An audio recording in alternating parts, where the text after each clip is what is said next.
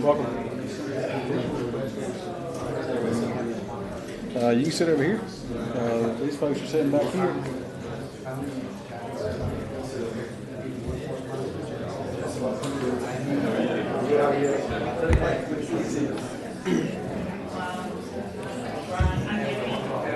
Hey, is Danny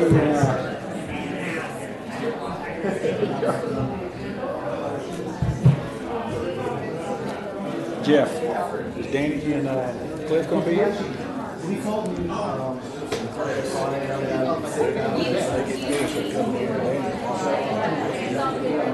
Okay, so we're going to hold off on the introduction of them since they're not here. We won't do anything. I'll just say that. Yeah. We'll be back I'll shoot him an email and just say, hey, let's get together and back there. No, it's not that. Calendar. That's not going to happen. Okay. You ready for your speech? Okay. So I'm going to introduce everybody and we'll go right into you, okay? Yeah, I'm not giving a, like, I'm going to do that portion right there. Okay. And then say, I'm not going to go and do all that brand craziness that John did. Okay. Okay. All right. I just want to let you know that because I went back and looked at it and put all these slide wires right there. Okay. I think great is a more popular parts, and I just see us reaching that $25,000 level. Your rates are different, so I don't think we'll get that but whatever, even if you just see 10 or 15, that's still great. We think it's good. That's a good trip with that.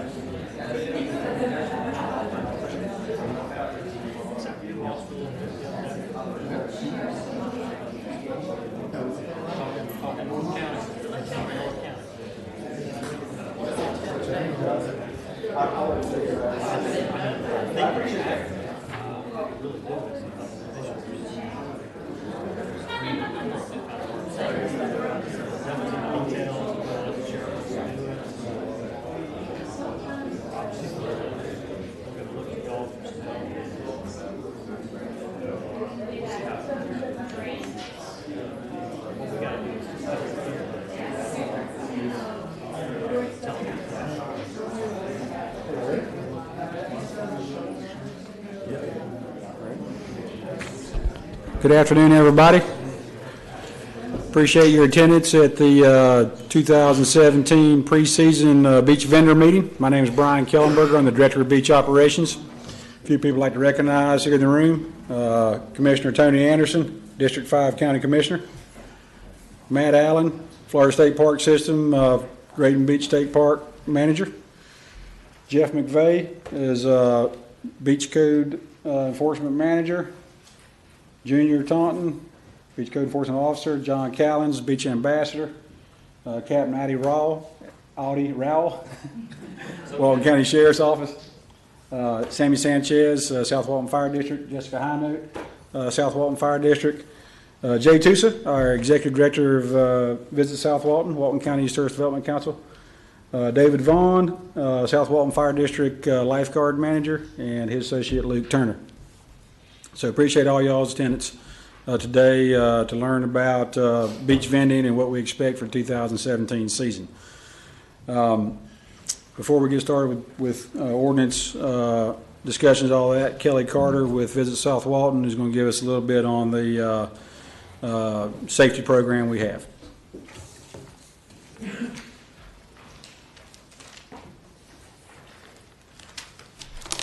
Hey there, thanks for coming. Mine's not very long, but just wanted to make sure you're all aware of the resources that you have. Visit South Walton. As you all know, you all are some of the first line people that our visitors see, and that makes you all tourism ambassadors. And as part of the valued tourism experience, we want you to know that you're a valued part of our team, just an extension, because you are here to make the visitor experience better. And I wanted to, remind you that you don't have to know everything when the visitor asks you questions. We have a well-stocked visitor center that's available to you guys 7 days a week. You can always give that phone number out if people need information, or you can come by and get information that you want to have for your guests if they ask for something, or give them the phone number to call. So that's one of the things that's there for you at all times. And if you have any questions for us, we're always willing to help you with that. And then my big push, of course, is beach safety. Lives are important, and we want to make sure that everyone knows the flag safety system. John Callens, he gets out there and he gives out merchandise that has the safety flag system on it, but he's one guy. He can only get so many places. So it's up to you guys to help educate our visitors on the flag safety, or if they have any questions on that. So obviously you can turn them over to my office, and if they have more questions about that, or you can give them to the fire district, whatever you want to do with that. But we want to make sure that everyone is well informed as they can be. So keep in mind, remind them to check the color of the flag. And if you're setting up beach chairs and it's a double red flag, maybe, and you're having some interaction with the guests, maybe you can remind them, it's a double red flag.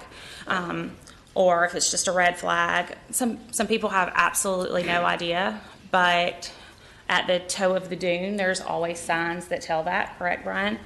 And then we also have the opportunity, you can give them the text messaging program that they can sign up for the duration of their time here, and it will tell them the flag every single day. And if the flag changes at some point during the day, they get an update for the text, and that is text BEACH, BEACH, to 67463.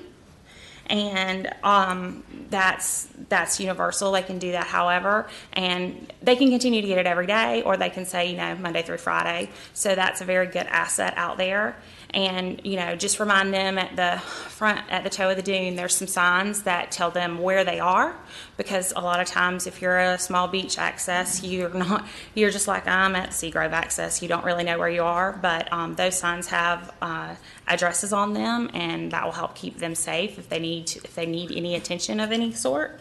And that all this information is typically listed on those signs. So for my part as marketing and communications, we just want to let you know that we're here for a resource for you. If you need something, give us a call. We're happy to help out in any way. And that the visitor services team is there 7 days a week. They are well trained, travel. They know everything about South Walton. Sometimes I think they know more than I do. And you can either call them or you can direct the visitor towards them. Thank you.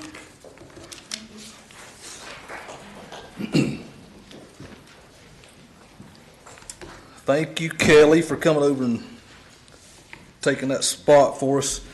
I appreciate y'all coming over this afternoon. I know y'all are excited to see my smiling face standing here, so you'd probably rather see me here than on the beach, most of you. But anyway, it's all in good fun most of the time. The ordinances, everybody knows that the ordinances are fluid right this minute. As of today, we're operating on the ordinance 2016.16. So from now forward until you hear otherwise, the ordinance is as it has been. There have been no changes. So, having said that, as the changes occur, we will email those to you all through the group email system, the vendor list. So it's very important that when you sign in, that your email address is legible to us, because Stacy will transfer that into a program that, as things change all summer, that will be sent out, not only the ordinance issues, but as anything goes on that's pertinent to the vendors, that goes out through that blast email. So again, it's important that we know, one, who you are, two, how to get up with you, and it needs to be where Stacy can read it. So if Stacy can't read it, you probably won't be getting the updates, and then you'll be fussing at us. So take the extra time before you leave to make sure it's legible. That way, as these changes occur, you guys and girls get them firsthand. The beach permitting process is going to change a little bit. The planning department's done that historically ever since I've been here in 2012. Now it'll go through the beach operations department. So Stacy will receive those for the time being. We're in the process of adding a person who will be dedicated to the permitting process. So for the time being, Stacy, you'll submit those applications just like you have in the past. It's the same forms, it's the same information, everything's all inclusive, just it's no different other than you hand it to a different person. There's a map in your handout that gives you the address and the location of the beach operations facility. So those applications will start the 23rd. We'll start accepting those. We'll accept those from 8 o'clock till 4 o'clock, I think is what we decided. Stacy don't want to be taking those at 4:25 in the afternoon and she's going out the door. So when you submit those, we will be diligent in turning those around in a reasonable time. Now, when I say a reasonable time's not bringing in at lunch and pick it up at 2. Understanding it takes a little bit of homework to do those. Harold Jr., myself, and Dave Goodman will be doing those. So one of the three of us will be there 7 days a week to take the opportunity to look through that. However, don't confuse that with we'll only accept those Monday through Friday, okay? So Stacy's the keeper of the paperwork, if you will. So it comes into her, she logs that stuff in, she makes it available to us, we do what we have to do to approve it, and then we get it back to her and she'll notify you to complete the process. She'll give you a copy of your permit just like you have in the past. So the next thing that's kind of a hot topic with us as recently as this week is our vehicle access to the beach. So if you have a site-specific permit, you're allowed a drive on the beach permit 3 days per permit. So if you have 2 separate locations, you can get a permit for each of those locations. Those have to be permitted. So it don't cost you anything except a phone call or a trip to the office. We'll get that to you. But more often than not, we're both our staff and the sheriff's office staff is encountering vehicles on the beach that's just trying to get a few sets off or just trying to get a few sets on. And most of the time it's about dark on Friday night or Saturday. So to us, that's like, hey, they're going home, let's catch it in the dark, right before dark, we'll get in and out, they won't ever know it. Well, we've got 2 active cases right this minute from last week where that very thing's happening. So just be diligent. I mean, it's free, it doesn't cost you anything to get that permit. As long as you've got an active vendor site-specific permit, you can get that drive on the beach permit as long as your permit's valid. Okay, so just we're swinging the door wide open to help you as best we can. Just don't take advantage of us. It puts us in a bad spot, which creates division between us and y'all, and we don't want that. Understand that the ordinances are what they are. The Board of County Commissioners have tasked us with enforcing them, and if it means upsetting you guys and making you mad, then that's just what we do. So we don't want it to be the case, but we'd rather make you mad than the boss. So understand it's nothing personal. We just got to do it. Help us help you all out. Driving on the beach at Grayton.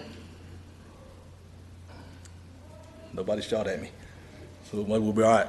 Driving on the beach at Grayton. The ordinance says for a vendor to use a vehicle to provide that service, it has to be a lightweight UTV on greater than 1,000 foot of beach. So if you do not have 1,000 continuous foot of beach and you're not operating a lightweight UTV for the purpose of vending, then you can't drive on the beach, including Grayton. Okay, so that's kind of been one of those subjects that, depending on who you talk to, what time of the summer, what answer you got, here it is today.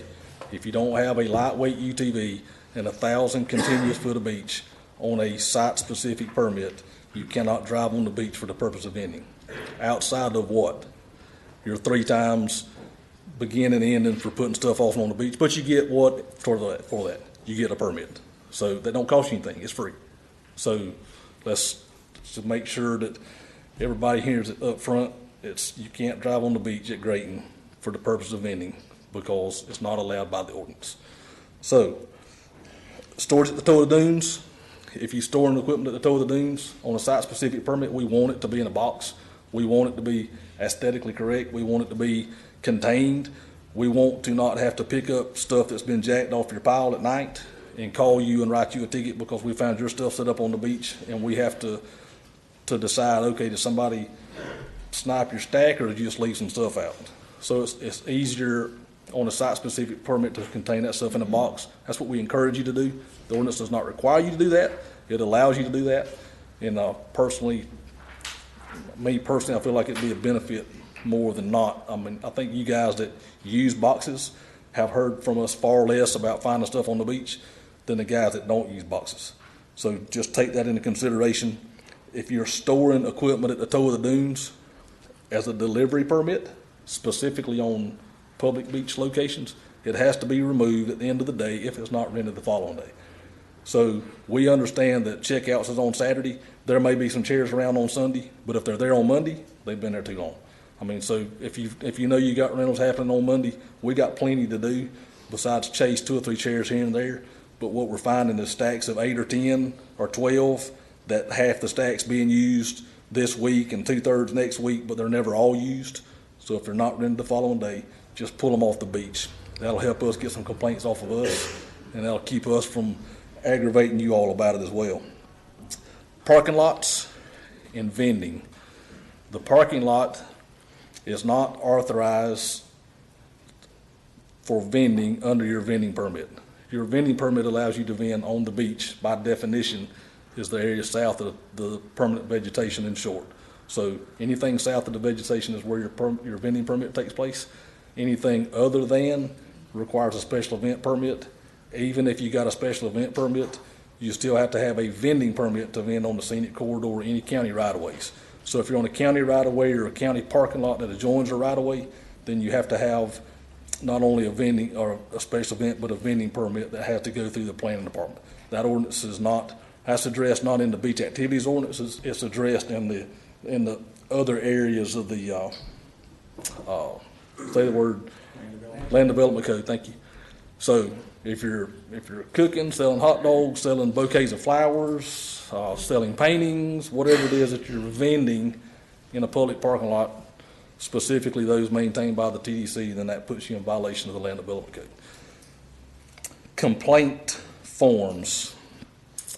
Historically, we've gotten a lot of phone calls or text messages or emails that says, hey, I want to complain about, that's over.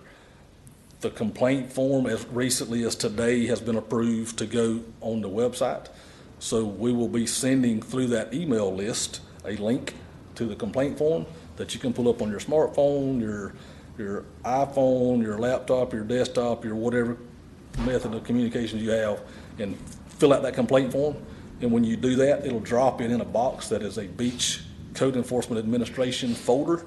It will also email that to the code enforcement officers.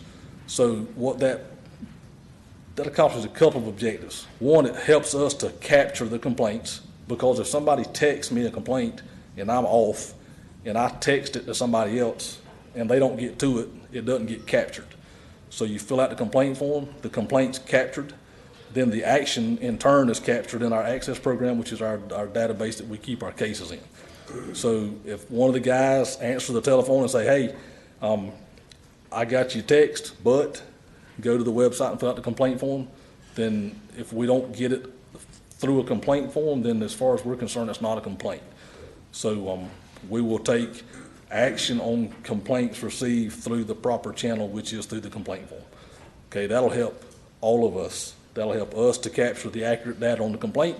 It'll help us capture the complaint, and it'll help you know that your complaint got to somebody and it didn't die on my voicemail or in my text box or wherever. There's one update on the neighborhood access locations, the maps that you guys got and girls. I think I got one of those wrong. I don't know that for a fact. So again, that email list that we were referring to, anytime there was a change on those zones, we email that out. So expect one on, I think, Campbell Street. We're going to look on that and make sure. I think there's been a change there. So again, that's important that you have a legible email address so Stacy can make sure you get those updates and changes.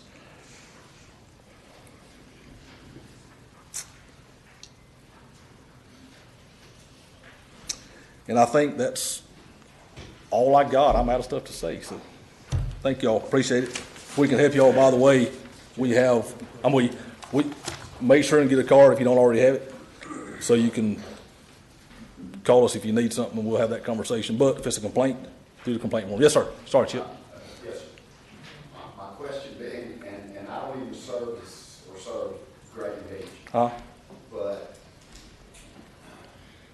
interpretation or y'all, if nobody if you're going to set chairs up on Grady Beach, you have to do it by hand. Is that right? Parking in the parking lot? That's right. Carry it out. Parking and carry it out. Same rule applies on storing at the toe of the dune. Okay, so no drive, like, I know in years past, there's been companies that would drive out in the morning early, set up, and then be gone. No more of that. No more of that. Okay. Honestly, there are gonna be a lot of shops, we're not having gas in Great Beach this summer. A lot of folks that don't get homes that are, whatever, like I said, I don't even set up on record, but I'm trying to be proactive about. I don't disagree. We've had that conversation. The issue we run into is the language in the ordinance specifically says what you have to do to use a vehicle, and then the beach driving permit is the intent of that driving permit is recreational use, not commercial use. So even the charter boat captains are required to get a specific charter permit to launch to do that business there. So that may be a conversation that could happen on up to food. You got a couple of meetings coming up where you can bring that up and say, hook a brother up, but I don't have the authority to tell you can, because the ordinance doesn't allow me to tell you can. So that's kind of where we are on it right this minute. Yes, ma'am. Jeff, two things. Okay, on Brighton, if you have a special event permit, can you get the site-specific permit to set your stuff up for an event? If and then come off and pick it back up at 10, like we normally do. If it's approved in your special event permit, So we need to put that in there. your special event permit does just that. It allows you to deviate from the ordinance. Okay. Now, understanding that we're not going to approve anything in a special event permit that's a safety concern. That's, I understand. Okay. And then over on the permitting process through your office, it will not be done online any longer. Right now, we do it online. We just do it Well, online. we're talking about the vending permit. The special event permit is happening about May 1. That's So, not happening now. so between now and May 1, we'll figure that out on our side. But until then, yeah, we're just on vending permits right this minute. Sherry, when it does change over to our office, it'll still be online. It'll be exactly like it's done here. It'll just be processed in our office. Captain Ralph? Thank you, sir. Good afternoon, Captain Audie Rowell, Walton County Sheriff's Office. We're hoping, just like in years past this year, to have another successful spring break event. And I'll tell you, the reason we believe that we are successful each spring break is not because of what we do, but because of the partnerships that we have developed over the years. Partnerships like with the County Commission, and I want to thank Commissioner Tony Anderson for being here and taking an interest in what's going on down here in spring break. I think that's very important. Chief Talbert and his staff, his incredible staff, lifeguards, some of the best in the world that get out there and risk their lives.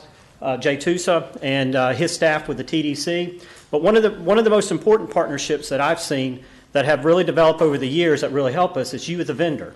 And there's been many times when y'all call on deputies, you've helped deputies, you've cleared ways of crowds to help us with emergencies. You see something, you say something to us. That's very important, and I encourage you to continue to do that. I would caution you, though, if you see an emergency, please don't call a deputy directly. You don't know if he's off. You don't know what side of the county he's on. Please call the sheriff's office. Please call 911. Report the incident.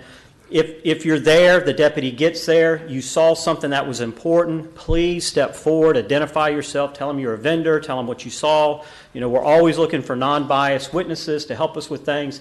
It is extremely helpful that you do this, so I would encourage you to do that. Now, our spring break will be as normal as it's always been, and let me step back for just a minute. 2013, I think, we arrested 1,100. 2014, somewhere around 800, 2015, about 500, and 2016, around 300. Now, those numbers have declined. You're probably saying, well, you're probably not doing much enforcement anymore. Nope, that's not the case. What I think is, what's happening here is two things. Number one, I think folks do get the message here that if you get arrested during spring break on the beach, you're going to jail. So that's the first impact. The second impact is we are pushing this out specifically to areas. We're sending our message to school districts, high school districts. We're sending this message directly to colleges, hitting their social media, and making sure they understand the Wells Tell is not in Panama City, it's not in Destin, it's Walton County, and you will go to jail if you're arrested for underage drinking or any other types of activity that you shouldn't be doing. So we are trying to get the message out. Each year it is still a little bit of a crapshoot. We don't know who's going to do what. I want to say, because we're tracking it now, I think University of Georgia was our top college for arrested students, so they were the most rowdiest last year. Anybody a Bulldog? So we'll be looking out for those guys. So anyway, we look to have another safe and enjoyable spring break. Our ops plan is, again, pretty much the same. You all know the drill. We're going to have two spring break ops plans. One is our college spring break, which will start first of March, at the end of March down there at the Wells Tell. We call that our college spring break. We'll have our command bus down there. We'll have our correction folks down there, our little booking area, so we can process people, take them north. And then in April, 1st of April to about mid-April, will be our high school spring break down in Seaside. Again, we'll move the command bus down there. Not so much of a temporary booking area, because a lot of these folks are juveniles, and so not all of those will go up north. A lot of them will be released to their parents. They will get some NTAs unless they do something else. But again, we hope to have a successful spring break. I want to thank y'all for what y'all do for us and the support that y'all give us. It does mean something. And I've always said that citizens determine the type of community they live in. And I know one thing: this community does not want the riffraff. They don't want the Panama City atmosphere. They want people to have a good time. They want it to be enjoyable. But they also, I believe, want law enforcement to keep things under control. So I do appreciate each of y'all and how y'all support us throughout the community, the vendors. Please call on us. If you need something, we'll certainly do whatever we can for you. Is there any questions of me in the sheriff's office? Very good. Thank you.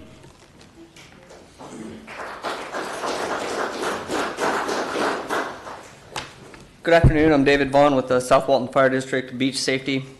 I'd like to echo what Captain Rowell said and what TDC mentioned. I'd like to acknowledge the council member who joined us and also Jay Tusa, and just echo the sentiments on partnership. So I won't rehash all of that, but it is good to see a lot of familiar faces out there.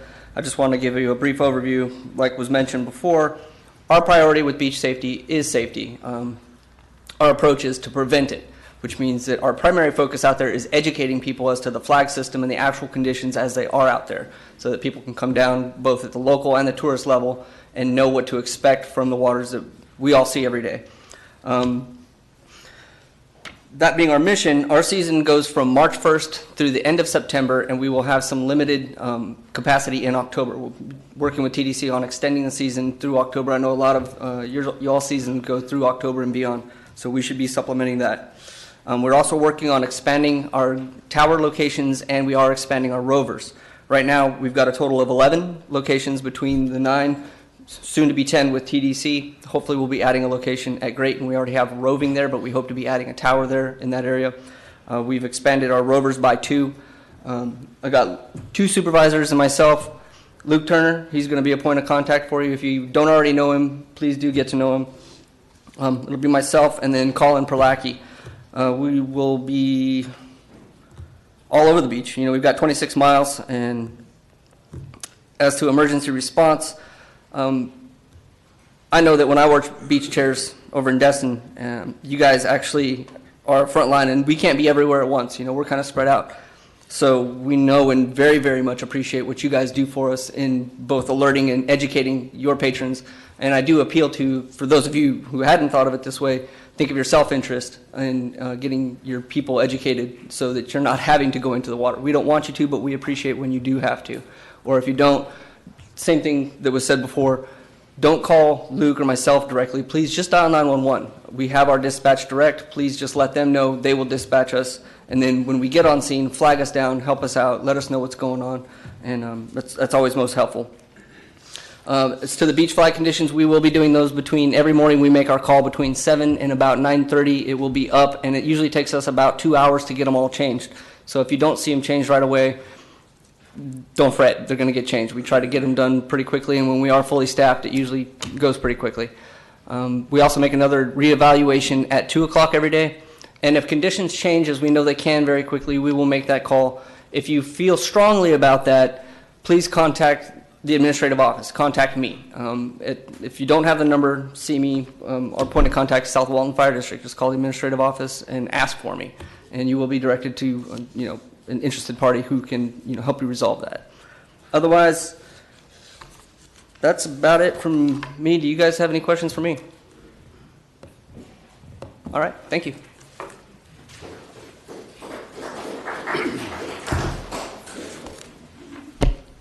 Good afternoon, group. Thank you for having us here. Sammy Sanchez, Fire Marshal, South Walton Fire District. I'm just going to talk a little bit about a couple of things that are in my purview. One is fireworks. So the good thing is if you sat in this class or this meeting last year, you already know nothing has changed. Most consumer fireworks are still illegal, and the reason I mention it, if some of you get contracted out to provide bonfires for events, understand that fireworks are not permitted. And that includes Chinese lanterns or sky lanterns. That looks good on Disney cartoon, but not in real life. So if you see those, if you're part of that, please call me. I'll talk to the wedding coordinator or the event coordinator and let them know. But they're not permitted. They've never been permitted as long as I've been here, and I've been here 19 years and 2 days. Yeah, it's time for me to go. So fireworks. The only fireworks that are permitted in South Walton are the ones that are applied for by professional contractors. And there's a process that they go through, and so I think Sandestin, Baytown, 4th of July, Rosemary, Alice Beach, those all have fireworks. But any other time, if it's on the beach being shot, it's probably illegal. So please let me know. You guys are my eyes out there. The other thing that I want to briefly discuss is bonfires. Last year we permitted over 3,000 bonfires with very, very small issues. So what that tells me is that the process works, but it only works through the partnership and the cooperation of you guys. That's a lot of bonfires on the beach. And for us to only receive a few issues, again, that's a tribute to you guys, so we appreciate that. For the upcoming year, we do have some news that the South Walton Fire District is implementing. We're trying to make this process a little more automated for you. We're in the process of building or putting together a kiosk, so when you come in, it'll just be a little bit more automated. We do have someone that is now in charge of all the bonfires. She will be your point of contact. Jessica Hinote, please stand, please, so everybody can see you. Go on up. Some of you already made contact with her, but understand she is your point of contact for all bonfires. We do have a new bonfire number that if you want to, I'll give that to you so you can call those in. That number is 850-267-1307. 267-1307. Again, Jessica will be your point of contact. However, if you have serious bonfire issues, she's going to bring it to me. So if you have issues with whatever, the permit, anything, you call me. I'm your contact as well. And my number is 850-267-1298. 267-1298. Again, we appreciate what you folks do. We've been in this long enough to understand what the process is. And again, I thank you for making it easy on my end. We do have some brochures. There's a few minor changes. One was the phone number, and then the other is, and we've already been enforcing this, but now it's actually written, is that you cannot bury the container. Absolutely cannot bury the container. Please keep it above ground. Okay? Code enforcement will be looking for that as well. So that is something new that's in the brochure. Again, we've been enforcing it. It just hasn't been written down, but now it is. Yes, ma'am. The cleanup process is the it's the responsibility of the person that pulled the permit. So if you're contracted out, understand if that person, if Joe Smith pulled the permit and he hired you to do it, if you leave a mess, or if they leave, you're stuck with it. We can try to track down Joe Smith, but the reality is they're going to come after you because you're the one that set up the bonfire. But the responsibility is with the person that pulled the permit. And unfortunately, that's what happens is somebody from out of town will pull the permit and then leave halfway in the middle of it. And then it's stuck with, with these folks. So And what are the expectations of the cleaning up process? the expectations are to be cleaned up. Your bonfire should be completely removed by 8 a.m. the next day Removed means from the beach. from the beach. And your area is clean. Please try to leave it as clean, as pristine as you found it. That seems to be the biggest issues that we ran into last year was folks not cleaning up. So again, most everybody here knows the process, and I really don't have a lot of issues with the vendors themselves. I think most of our issues have come from the citizen or the customer or the visitor that comes in and gets a bonfire and sets up and really doesn't understand the process. And we try to do a good job of educating them, but sometimes the message doesn't get through. So, but that is the cleanup process. And, when these guys see it, then we can track that down to see who pulled the permit. And it is well within our authority to say, you know what, we're not going to issue any permits for a while. So we don't want to do that. Obviously, we've never had to do that to anybody, although we've put some people on alert. If I call you and you have a meeting with me in my office, that's being on alert. So it only happens once, and then all of a sudden they do the right thing. But again, we appreciate your cooperation. We appreciate your participation in the process and understanding the process and just making it work. Again, 3,000 bonfires in a year, that tells me it works. So again, we appreciate it, and I'll answer any questions for you if you got them. Yes, ma'am. Mr. Sanchez, could you tell us who you call if you see illegal fireworks in the evening or the big lanterns going off if you don't know how? That's a good question. Well, I'm not going to say unfortunately. Call me. Yeah. Or call the sheriff's office. That is a state statute. It's under 791, a Florida state statute, and the authority to enforce that falls within the sheriff's department. Yes, sir. On the permitting process, still go through email, or we have to? Yes, we will still. Yes, I will take, you can give us a call with any questions or anything, but still whenever you guys are sending me your request to actually get processed, it still needs to be through email. Yeah, what we're going to do is just make it easier for you to come in, and then you can just go to that kiosk and really just do it yourself. So that is our intent. If you go by the office now, there's nothing there, but we're working towards that, and hopefully, I can't even give you a time frame, but I know that's on our radar, and that's what we're going to try to get it done this year. Any other questions? All right. Again, thank you very much.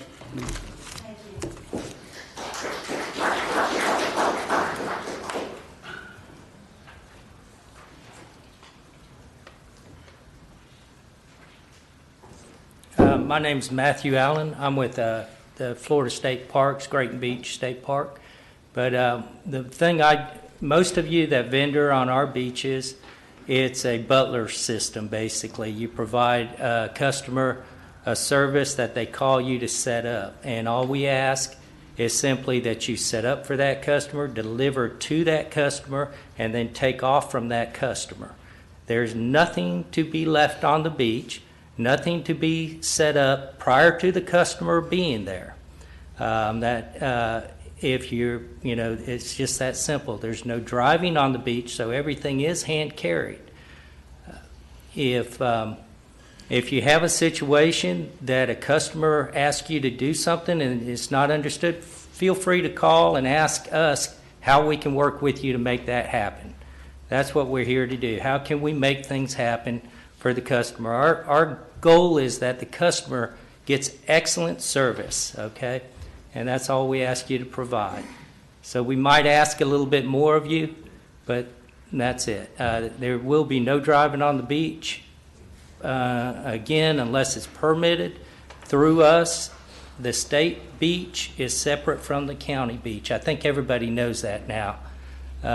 When you come onto the state parks, all the state parks, we try to preserve them for habitat as well as provide the resource-based recreation.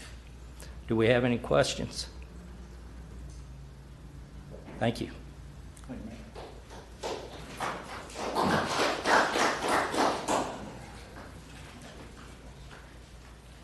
How's it going, guys? I'm Matt McGarrett. I'm here with the South Walton Turtle Watch. Last year they created this position for me basically to be the liaison between the Turtle Watch, the vendors, and code. And what I keep hearing today is about working together, and that was my main goal last year, is to work with the vendors. I wanted to end the whole disagreement between vendors and Turtle Watch, and that Turtle Watch didn't want vendors on the beach, and just to make things run smoothly. I think we accomplished a lot of that last year. Most of the vendors were awesome. They were an asset to us. There were times where there were violations, and they were handled.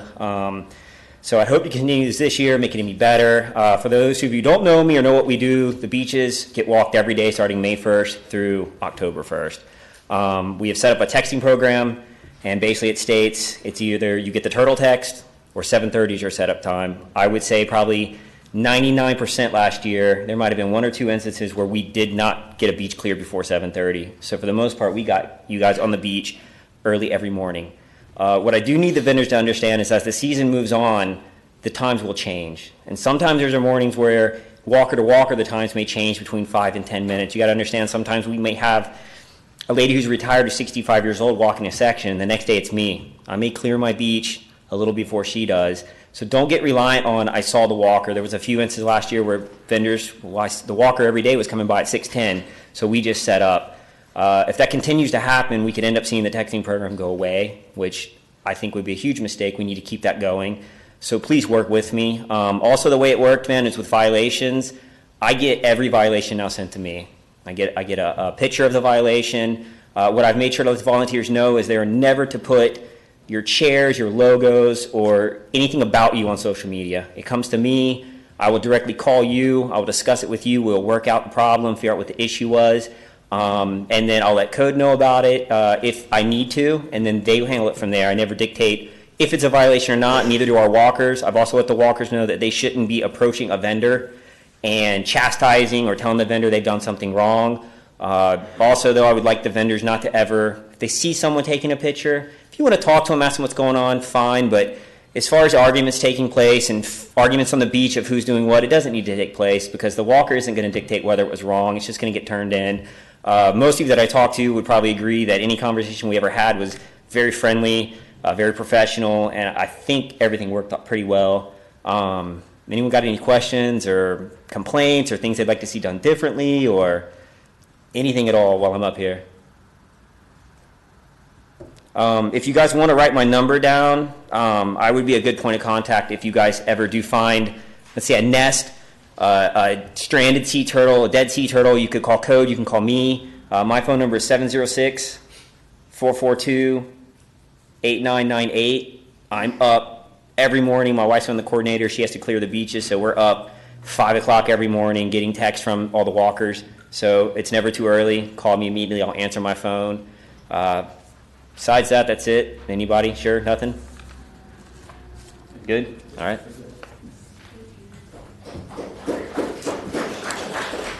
Next section was going to be done by Josh Irvin, but Josh is out of town now, so I'll handle it. Another item we take care of at beach operations is beach maintenance, and that is the trash removal from our garbage collection stations, repair and maintenance and upkeep of our beach facilities, that's at our regional beach accesses, and all of our neighborhood beach access walkovers and boardwalks.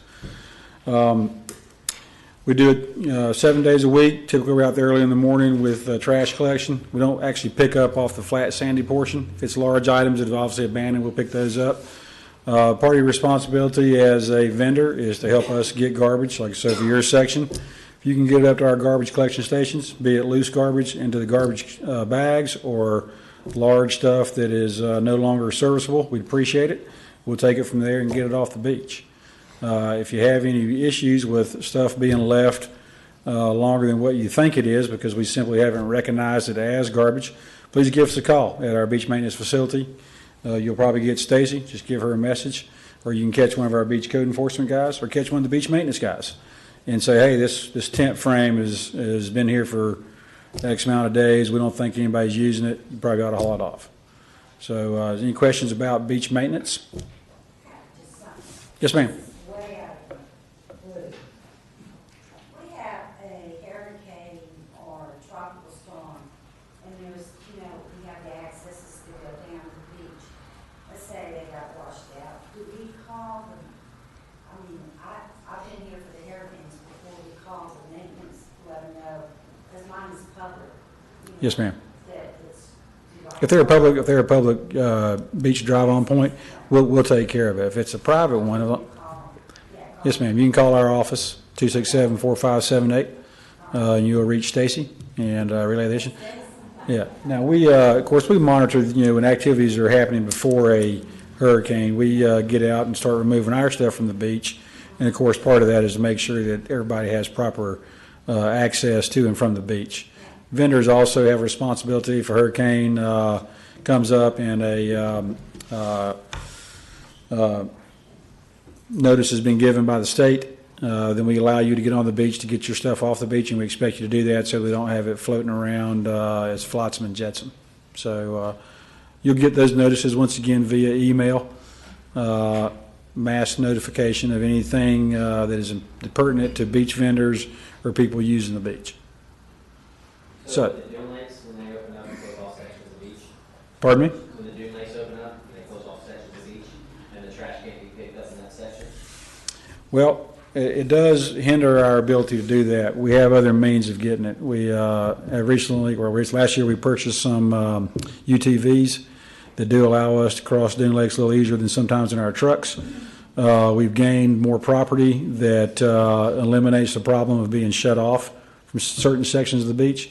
Last year what we experienced was actually beach erosion that a lot of times due to a southeast wind, high tides, actually eroded the beach up to the dune line. In those cases, we take the effort to come down the boardwalks, filter out east and west, and try to get it off. It does compromise our ability. Understanding the volume of the garbage we take off the beach, last year we removed approximately 73,000 bags, equates to about 600 tons. So, but we're as issues come up that compromise our ability, we try to find a solution around it. And we think we've pretty much got that covered now. Okay, overview. Once again, thank you all for. Oh, I'm sorry. John Callens, our beach ambassador, has a section that I skipped right over. Thanks. That's all right, Brian. I'll take over some of your spot too. My name is John Callens. I'm Visit South Walton's beach ambassador. Oddly enough, what's a beach ambassador and how do I get that job is the most frequent question I get out there. So, beach ambassador is a representative of South Walton's beaches, its restaurants, bed tax collectors, things of that nature. And I get out there and promote that stuff. I also help code enforcement a little bit. If I see a violation or something like that or something, I also help out law enforcement, South Walton Fire District, if we see something out there that needs to be addressed as far as a hazard, life safety, something like that. But that's mainly what I do. There's, in that regard, each and every one of you also are beach ambassadors. So we all work together. We're all companions in that effort. So, but the Beach Ambassador program got started in 2009, mandated by the commission to help South Walton Turtle Watch in its efforts to protect the turtles and also help propagate the Leave No Trace program. So that's kind of how it got started. It started out with a beach maintenance technician. It has evolved into a kind of a separate department today. It used to be under code enforcement. Now it's its own separate entity. We're going to be hiring 4 more for this upcoming season. So you'll be seeing a lot more of us out there. And it also, we're going to be working as liaison to the volunteer programs that have started lately that are going to be doing something similar, but not necessarily exactly the same thing. So anyway, that's basically the Beach Ambassador Program in a summary. If you got any questions about that or anything, see me after the meeting. I kind of got a feeling Brian's wanting to hurry up and get going here, but anyway, I'll get out of y'all soon. Thanks.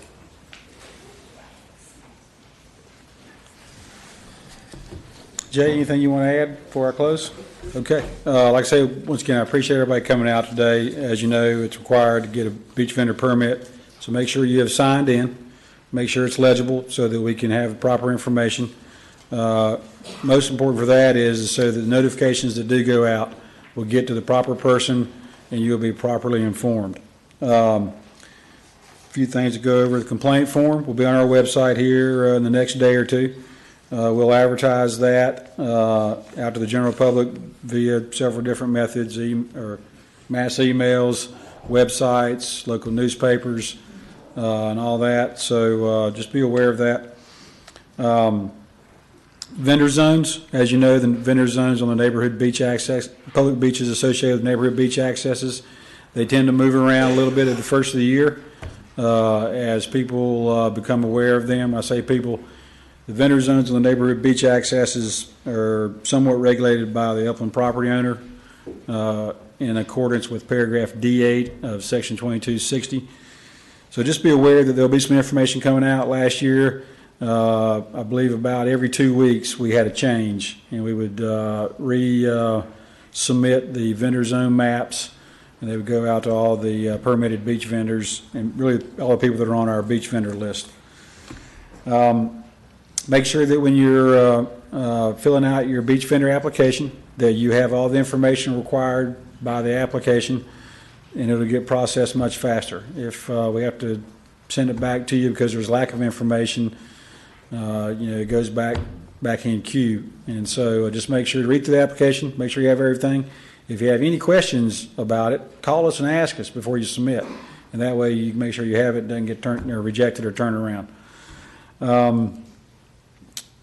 One of the few topics that have been coming up over the last couple of months is storage at the toe of the dune. So I encourage you to follow those rules. Stack them nice and neat, oriented, perpendicular to the water's edge if you're storing it at the toe of the dune. If you have a specific place permit and you have a box, make sure your box is in good condition and that every afternoon when you leave that it's locked up properly, and as it gets in disrepair, fix it. Sand build up around it or away from it, replace the sand as necessary. Just make sure they're in good condition. As most of you know, there are some revisions that may be coming to the Chapter 22 Waterways and Beaches Activities Code.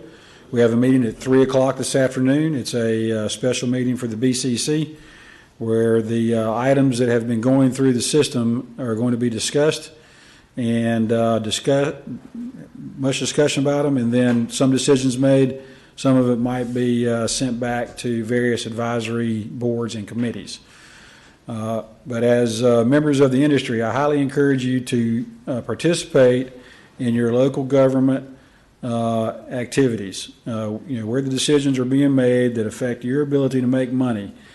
You need to come to the meetings. You need to make sure that you're aware of what's going to be discussed prior to the meeting so that you can effectively discuss it. Make you aware of the situations of why revision is being recommended and how those recommendations came forth. We have 2 advisory committees that affect the beach. One of them is called the Destination Improvement Committee, and they meet on the first Tuesday of the odd month. And we have the the first Thursday of the odd months. And then we have the Beach Management Committee that meets on the first Tuesday of the odd months. And both of those are advisory boards to the Tourist Development Council, which is an advisory board to the Board of County Commissioners. And so that's how things progress through what I call the vetting process, and finally make it to the Board of County Commissioners for a final decision. So today at 3 p.m. be a meeting on that, and then whatever is decided in that meeting will then go to a public hearing on February 7th, which will be the formal adoption of amendments to the code, Chapter 22. So is there any questions about anything we've had or said today, or what is expected during the upcoming season? Okay, I appreciate everybody's time today, and We got 4 companies that's got chairs and chair deal over there, so before they get their permits, I have to take care of that. So yeah. get with us. Check if you got any chairs missing, or you know that you have some equipment that's in our retainer over there. Please get with Jeff McVeigh to figure out how to get it back. If we have any equipment from last year and outstanding cases, the permit won't be issued until those are cleared up. So, okay, thank you.